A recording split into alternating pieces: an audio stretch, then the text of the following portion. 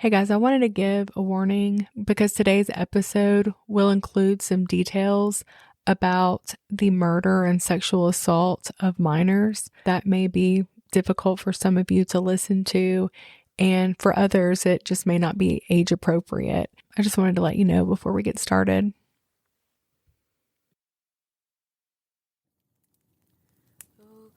Oh come, Emmanuel, and ransom captive Israel that mourns in lonely exile here until the Son of God appears.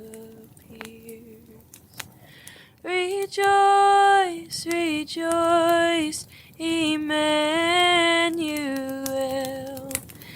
shall come to thee, O Israel.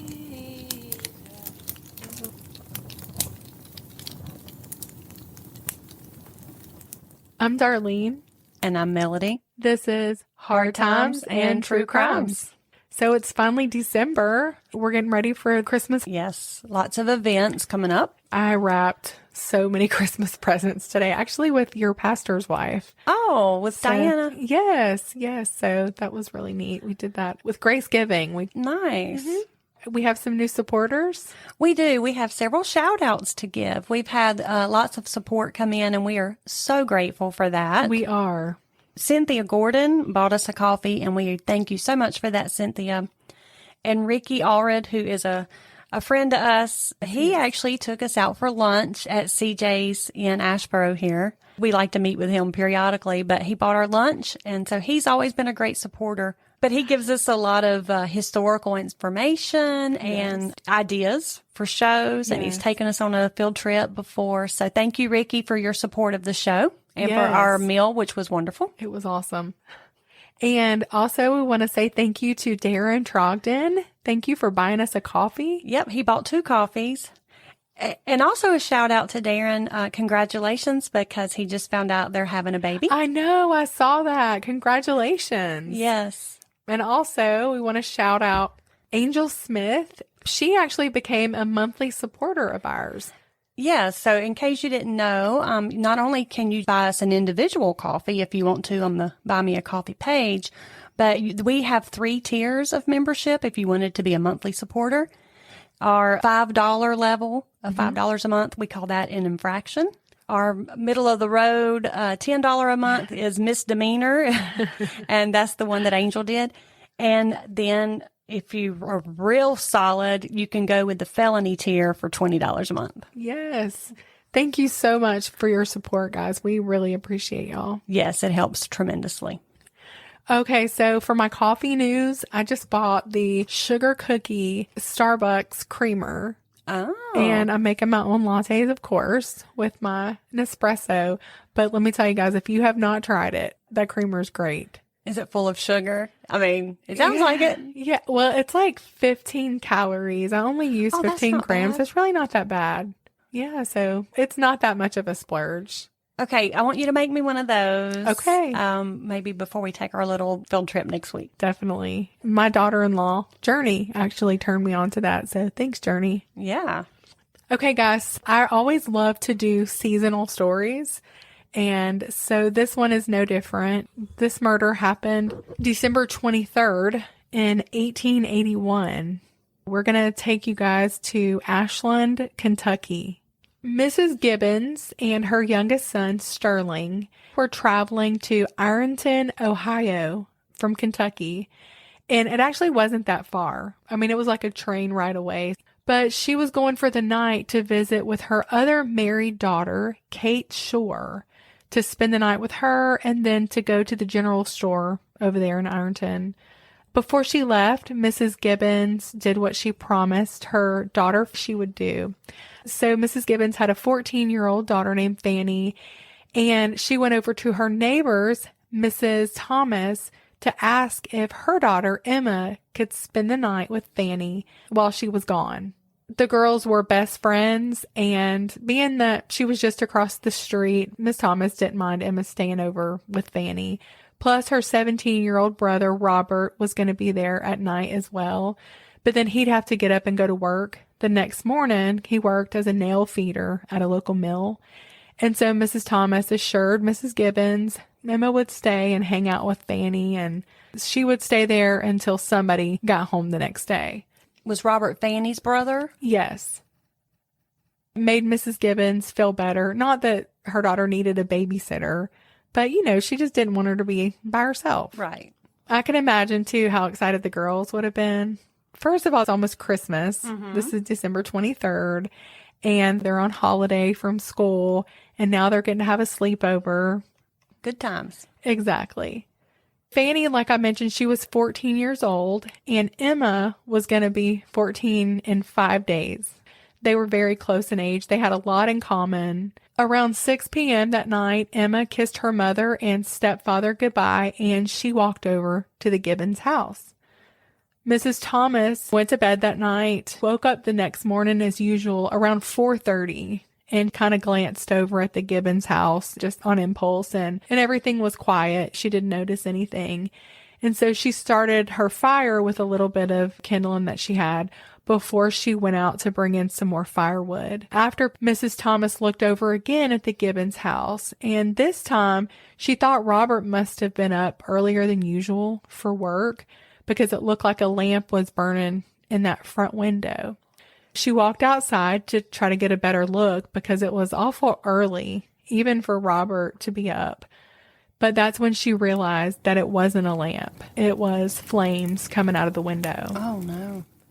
The Gibbons house was on fire. Mrs. Thomas ran toward the house, screaming for Emma. The fire was spreading. She got over there, was trying to open the door while screaming for the kids to wake up, but the door was locked. The fire was so hot that she was forced off the porch. But thankfully, Mrs. Thomas had managed to wake up her neighbors with her screams. And so they quickly got to work trying to form a bucket brigade, a common method used back then before fire engines and fancy fire extinguishing machinery.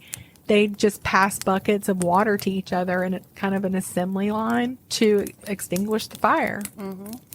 But because it was so cold outside, the little stream beside the Gibbons' home was frozen. So they weren't able to get any water? Barely. Mrs. Thomas was frantic and wound up having to be restrained to keep from going into the house. So George Faulkner, a neighbor, broke a window on the side of the house that he knew Robert's bed was on. His plan was to reach inside and grab him and help him out. But when he reached in and felt around, Robert wasn't there. So he went around to where Fanny slept. He broke that window and he felt around for her. He couldn't feel her, but you got to think there was a lot of smoke and flames. But somehow through that, he did manage to see the badly burned arm on a body. Oh. He did his best to try to reach in and grab the arm to pull the body out, but he wasn't able to lift it. And so George asked for help from a neighbor of theirs, and together they were able to pull out the burned and disfigured body of Emma Thomas. Oh, then she was just a guest. Yeah. Oh. After that, a man named J.W. House braved the smoke and fire to go into the house. He found the brother and sister. Fanny was on the bed covered with bedding that was still on fire. He picked her up and took her out a window before catching his breath and going back into the burning house for Robert, who was found on the floor with his head under the stairs. Mr. House dragged the boy out, and he nearly tripped over an oil can on the way out. Both Robert and Fanny were dead as well. Wow. All three kids' bodies, they were laid out on a mattress and covered with sheets. Their remains were really disfigured, especially the girls. That sounds horrible. Yeah, they were almost unrecognizable. Some of the men and women in the crowd that had congregated, they had become physically sick by the smell and the sight from the burnt bodies. And poor Mrs. Thomas was just wailing and almost insane, with the shock and grief of what had happened to her daughter. The neighbors worked hard to try to save the Gibbons house, but soon after the kids' corpses were brought out, the roof collapsed and the house burnt to the ground. The sun hadn't come up yet when the neighbors had attempted to rescue the children, and so the only light had been from the fire, but everything had been so frenzied. Sure, yeah. They hadn't really had a chance to examine the bodies, and they had all just assumed that the kids died from smoke inhalation, suffocation, or being burnt, especially because the girls were burnt so badly. But as the sun rose, it revealed that the teens had suffered and died terrible deaths before the fire was ever set. Oh, no. They'd been murdered. Robert's brains were protruding from a wound in his head. Oh, no. Both of the girls' skulls were crushed in.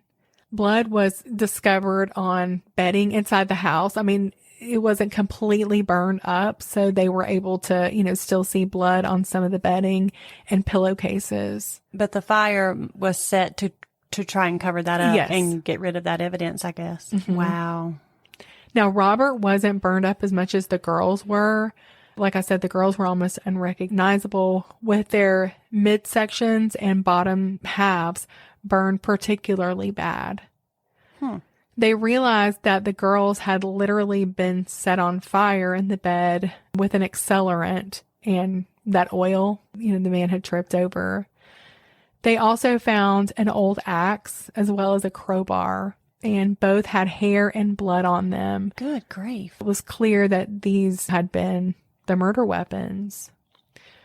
Justice of the Peace Thomas Russell quickly began an inquest to determine for sure the causes of death. The bodies were taken to the home of a nearby neighbor. And then Dr. J.W. Martin, J.H. Wade, and W.F. Terman examined the bodies. Robert Gibbons, also known as Robbie, which I don't think I've said that before. This is a quote. The upper part of his left parietal bone was driven in for an area that would square about 3 inches. Some of the lacerated brains were running out. Fanny Gibbons found entire surface of the body had changed. The whole frontal bone was driven back on the brain and squeezing a part of it out of the skull. Emma Thomas, the surface of the body burned. The parietal and temporal bones on the left side were driven down on the brain, and the irregular shape of the fracture would square an area of about 2.5 inches. The examinations also revealed that both girls had been raped. Wow, that's just brutal. The feeling amongst the citizens, well, at first it was sorrow and just grief, but now it's outrage.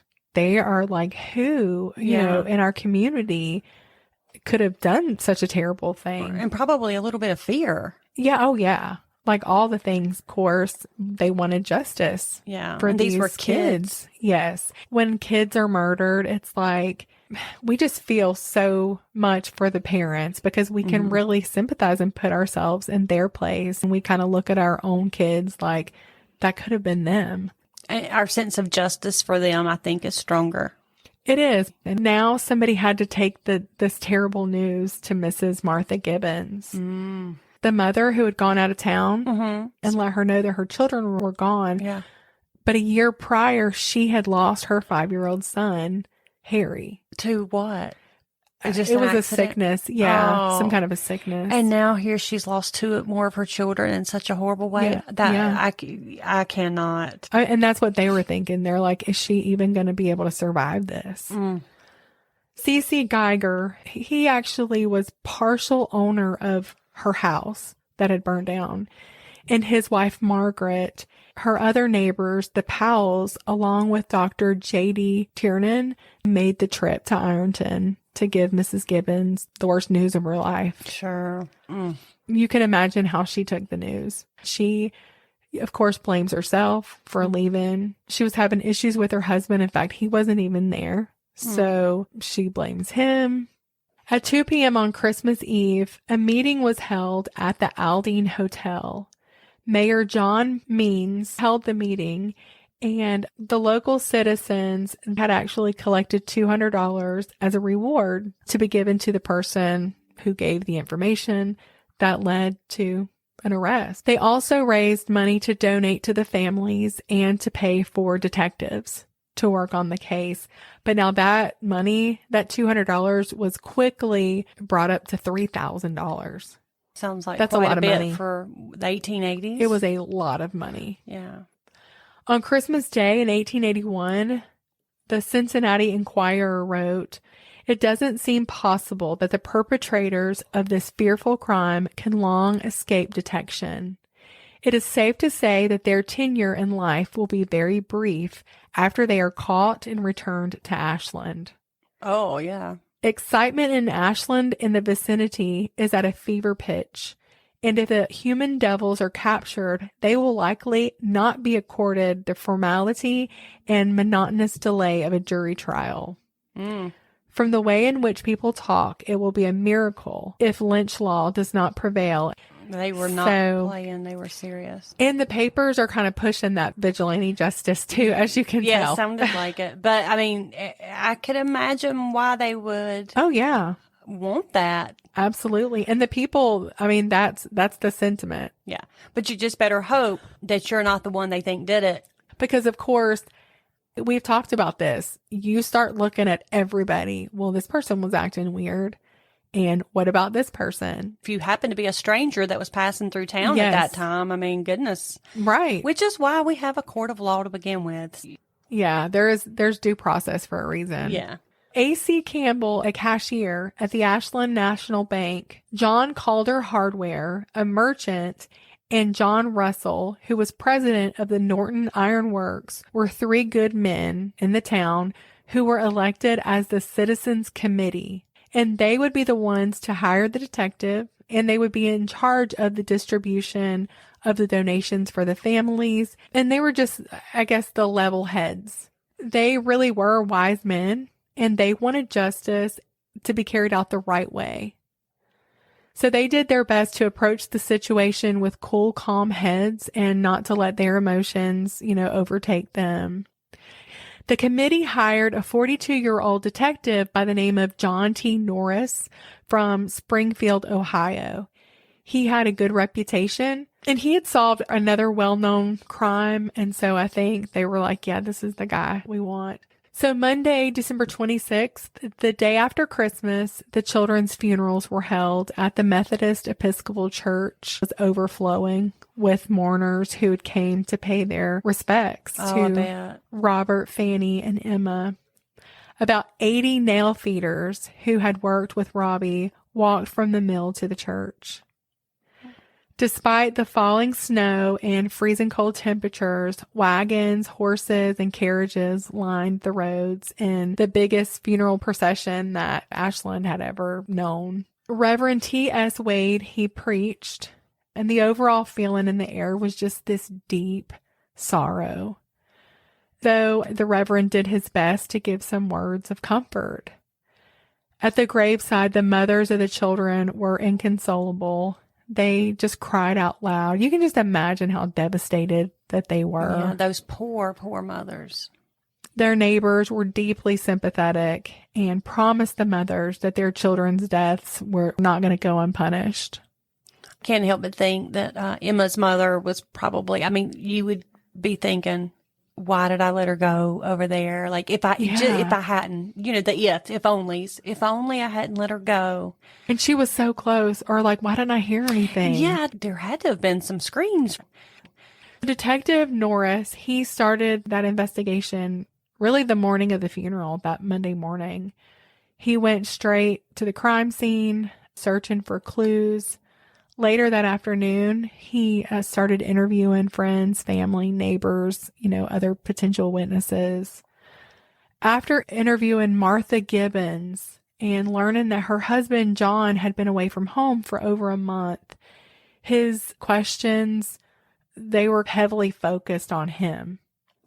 By that night, Detective Norris believed he had already solved the murders and that John Gibbons, Fanny and Robbie's own father, was the perpetrator. Oh? Martha, her husband, and her 3 children had lived in Geiger's Addition, which was the part of Ashland that they lived in, that little 1.5-story house that was partially owned by C.C. Geiger, the one that went and gave her the news, who was the merchant and friend of the families. Sterling was the couple's youngest child. He was 11, and he is the one that went with his mother. Mm-hmm. They had lost their 5-year-old the year before. And then there was, of course, 14-year-old Fanny, who was beautiful. And everywhere I read, they all talk about how mature she looked. She was 14. Everybody was saying how mature and how nice she looked. It's almost like, yeah, a lot of men liked her, but it was because she was so mature looking. Do you know what I'm saying? That's kind of... Oh, wait a minute. Because you said that both of the girls have been raped. Yes. Okay, so hopefully it wasn't their father. Yeah. Yeah, I'll get into that. Sorry. No, that is a big thing in this. Okay. And so everybody liked her. She's just beautiful. She's friendly. And then there was Robert, or Robbie, and he was the 17-year-old, a hardworking boy who, as I mentioned before, he had worked as a nail feeder at the Norton Ironworks. And it was him and not his father who mostly provided financially for his mother and siblings. All of his coworkers and the people in town loved and respected Robbie. When Robbie was 7 years old, he had been in a rail car accident. And in this accident, he had one of his legs cut off at the knee. But this kid was happy. He did not let that bother him.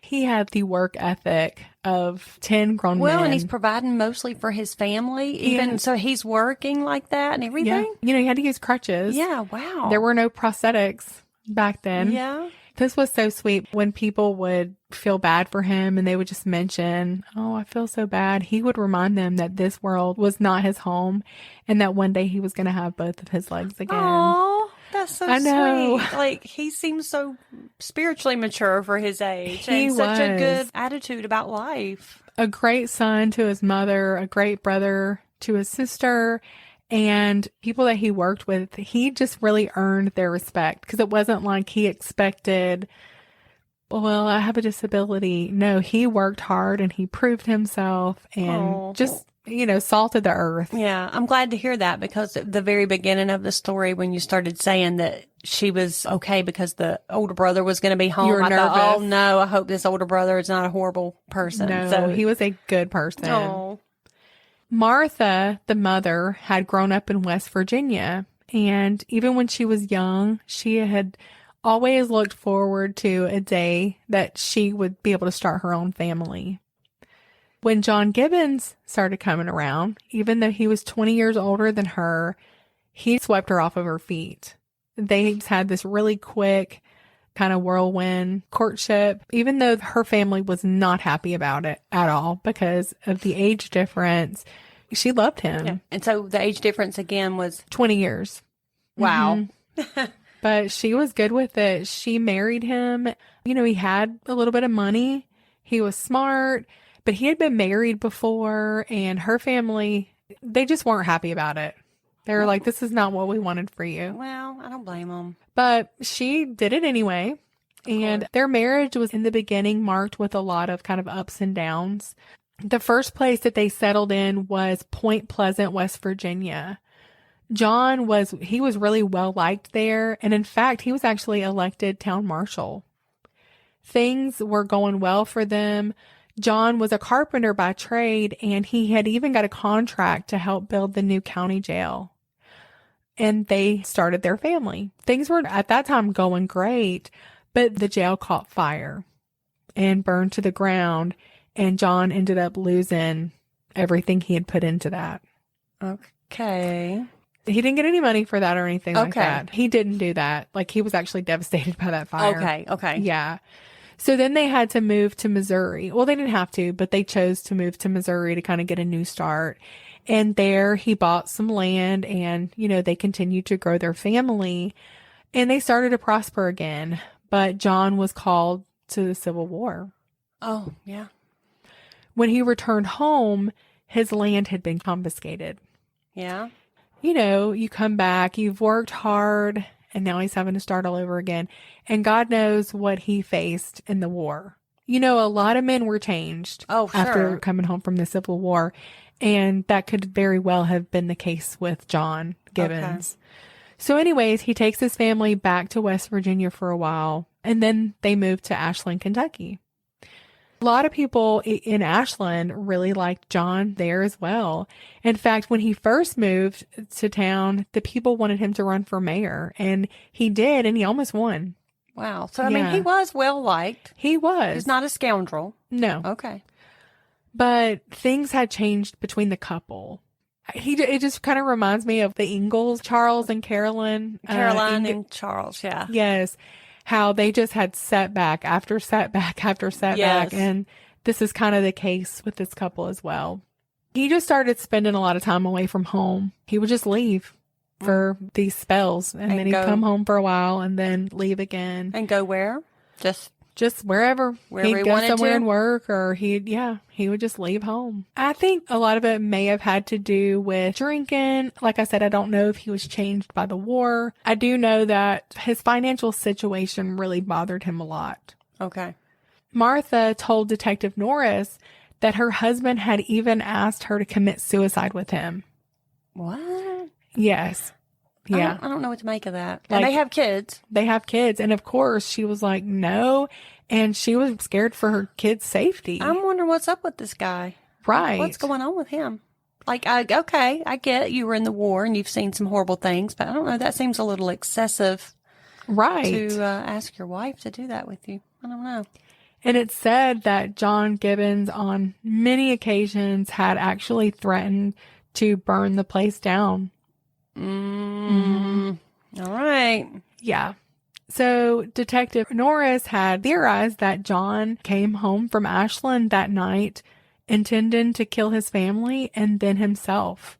And he believed that Gibbons probably mistook Emma for his wife, Martha.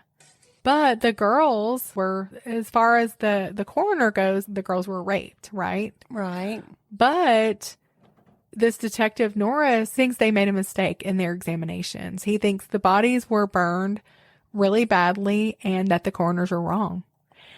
He thinks there was no sexual assault. Mm-hmm. Okay, so I guess my question is he a good detective? Does he have a good reputation? He had a good reputation. Okay. Yeah, he did. His theory was supported by this letter that Martha had got from her husband. Now, this letter, though, was 11 years old. Okay. So, are you going to read any of it? Yes. Okay. When old men have outlived all of their friends, it is then time for them to die. I have no idea of ever committing the rash act of self-destruction. If I do, it will be where you and the children will never see me. I feel as if I had not a friend on earth, and is it reasonable that I should want to live any longer? Others have put an end to their existence. How then can you expect me to live and witness my own shame? I have struggled 57 years alone in this world, and I find my life has been a blank. All of my efforts have been a failure. My whole life has been spent in running after bubbles that always burst when I touch them. Wow. He is despondent. He is. That's a good word. But he doesn't talk about hurting his family.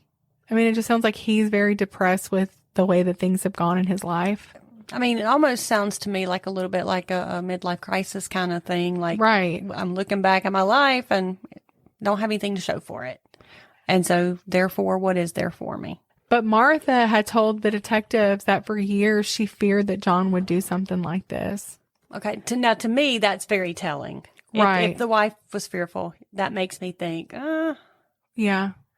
And another reason that Detective Norris believed that John Gibbons had committed the murders was because the axe that was used belonged to him. And he didn't believe that anyone else would know where to find that axe. Because it was hidden, it was in a building, like in a shed. And so it wasn't like it was just right there. And it was his. Okay. And because he was so adamant about this and passionate about this, he was really persuasive. And the newspaper started to print that John Gibbons was the murderer. And the townspeople believed that John Gibbons was the murderer. Now, we have seen that time and time again where the paper will print stuff Oh, and they did. Whether they know it to be fact or not, especially back in those old newspapers. I've been really surprised, actually, at some of the stuff that we've seen printed. Yeah, the Cincinnati Enquirer wrote that Gibbons was the guilty wretch who murdered his own children. They painted him as the devil, pretty much. Wow. A shiftless ne'er-do-weller. Mm-hmm. Yeah. Ne'er-do-well, yeah. He quickly became the most hated man in their area. I don't know how news spread back then, but as far as news did spread, he was the most hated man. So another detective, which was 36-year-old Heflin, had been the Maysville, Kentucky town marshal for 9 years. He also was one who came to Ashland. He came on Thursday, December 29th. He also had a 13-year-old daughter. Maybe that's what made him want to come. You know, like I said before, when we have children, these things hit us different. Yeah. Some of it could have been the reward. I mean, people have to make a living too, and that was a good reward. He met with the Citizens Committee and told them that he strongly disagreed with the detective and his theory about John Gibbons. He said that it was ridiculous that they were dismissing the coroner and their report. But he believed that rape was the motive for the murders. There were 2 different weapons used to commit these murders, and it was really unlikely that they were committed by one person.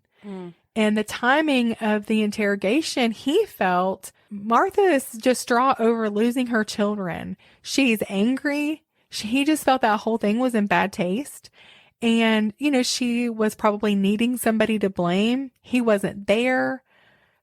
You know, you're mad at yourself. You're mad at him. You're just thinking of everything. And so anyway, he said that he was going to prove that John Gibbons was not the murderer. He also said, again, that rape was the motive for these murders. And he said that it's not that fathers never rape their daughters, unfortunately, as sick as it is. Sometimes they do. But he said, if that was the case, so let's just say that John Gibbons is the murderer and we don't dismiss the report of the coroner, he said then it would be impossible for him to have believed that Emma was his wife if he did in fact rape the girls. I gotcha. I see where that's lying. I thought for a minute there he was going to say something like kind of almost excusing it. It was kind of getting my dander up a little bit, but then you explained. Okay. Yeah, he's got a point. Yeah. Okay, so this is where the water gets muddy because you have 2 investigators with 2 very different theories. That's going to get a little hairy, right? It is. So he travels by train to Huntington, West Virginia. This is where they believe that John Gibbons is at. When he arrived, he met a man named Andrew Hager. He lived out in the country, but he had come into town to find out about the murders of the children in Ashland. And so he has a conversation with the detective and told him that John Gibbons had been working for him and staying at his house for the past 2 weeks. He explained that John had heard about the murders in Ashland. They all had the night before. He was distraught and wanted to leave that night, but he told him no, because it could be a mistake. It might not be your children. Wait till the next day. Let me go to town and find out if it's even true. And so that's what he was doing there when Detective Heflin came to town. Okay. And so that's how those 2 met up. And so he was like, let me just see if there's any truth to this. He said that John Gibbons was absolutely grief-stricken. Hager wrote a statement, and this is what he said. Mr. Gibbons has been at my house since the 19th of December, and since that time until the 1st of January, he has not been away from my home for more than 5 hours at a time. I live 20 miles from the nearest railroad depot. I never heard of the murders until Saturday, December 31st. We do not receive the mail but once per week. Mr. Gibbons wanted to start right away after we had heard the news, but I persuaded him not to go because I thought it might be someone else. I expected to go to town to find out about it, but he would not remain, and then I let him have a horse when Mr. Heflin came, and then I accompanied them both to Ashland. Okay. So the 3 men got back to Ashland on Monday morning, January 2nd in 1882. When Sterling, John Gibbons's 11-year-old son saw his father like in the court, because of course they bring him to the court. He just runs in and goes to his dad and sits on his lap. Oh. It's obvious at this point that Detective Norris is wrong. Now they have proof. Well, he does have an alibi, a solid alibi. He has a solid alibi. Yeah. But instead of staying and apologizing, Norris skips town in the middle of the night, and he sends a telegraph to John Gibbons that says, "Congratulations."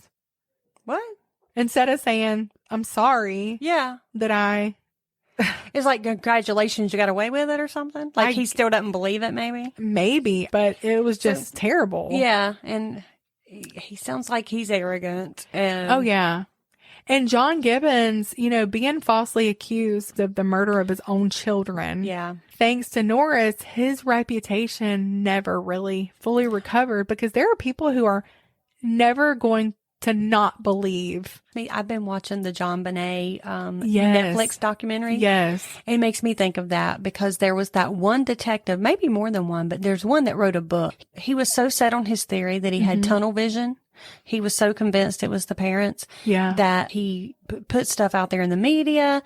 He only focused on them. And there are still people who believe they're guilty. I don't know where you stand on that. I don't believe they're guilty. I don't either. I don't think the parents had anything to do with it. But that officer played a big part in people thinking that. Mm-hmm. And they've lived. So that's what that reminds me of. Yeah. It's like, and he's written a book. He still can't give up his theory, even though people have given him evidence to the contrary. Yeah. The DNA does not match. Right. There is unidentified male DNA, and yet he's so convinced he won't back down. And that's what that sounds like to me. Yeah. The same kind of thing. It is. It's exactly the same thing. And you know how their reputations are to this day. Yes. As if John Gibbons didn't have enough issues. He's lost his children now. He's lost his reputation. Yep. His wife, has pretty much completely turned against him. Yeah. It's just sad. That is very sad.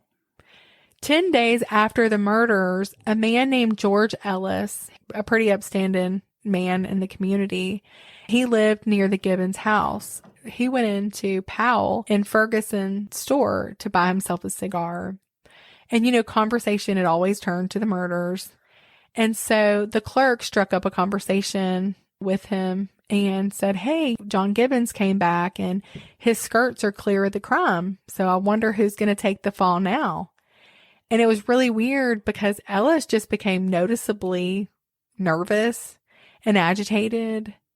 And the clerk said that his hands actually started to shake. And he said, "I think I have a clue. And if I had the witness, it would be all right. But I'm afraid they turn state's evidence." And so the clerk asked what he meant, but Ellis didn't really answer, and he just kind of left the store really quick. And so this other man, Ferguson, who was at the store, he also noticed just how weird George Ellis behaved. And so he took it to the Citizens Committee. And on January 2nd in 1882, George Ellis was questioned by Heflin and the committee. He did explain, that he lived near the Gibbons house and that he did know something about the killings. He asked Heflin if he would explain the legal meaning of state's evidence. And Heflin explained, that anyone guilty of a crime could basically tell on the others involved, and that they would most likely get a lighter sentence than the others. And so Ellis said that he wanted to relieve his conscience and make a statement. I think this is a good stopping point, and I'm going to continue next week with the rest of the story. So a part two. But A part two. Mm-hmm. what an absolutely horrendous story so far. Yes, it's awful. Yeah. Oh, come, Emmanuel, and ransom captive Israel that mourns in lonely exile here until the Son of God appears. Rejoice, rejoice Emmanuel shall come to thee, O Israel.